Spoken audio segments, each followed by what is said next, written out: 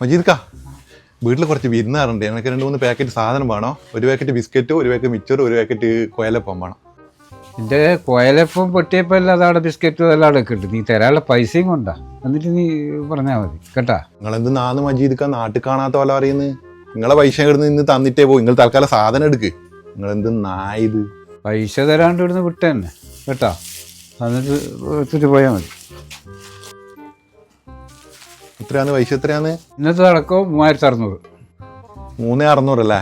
Cash ആയിട്ടൊന്നും ഉണ്ടാവില്ല. ചെറിയ വീടിയല്ലേ, ജിപേന്റെ സെറ്റപ്പ് ഒന്നും ഉണ്ടാവില്ലല്ലോ. ആ പൈസ പിന്നെ എടുക്കാം. അതാ സാധനം ഇതാ, പൈസ വന്നിട്ട് പോയാൽ മതി കേട്ടാ. ഓ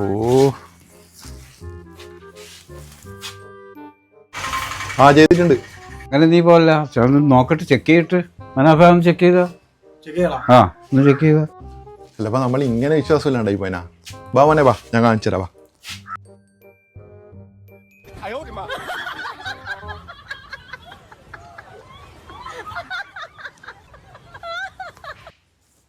ഓക്കെ അല്ലേ?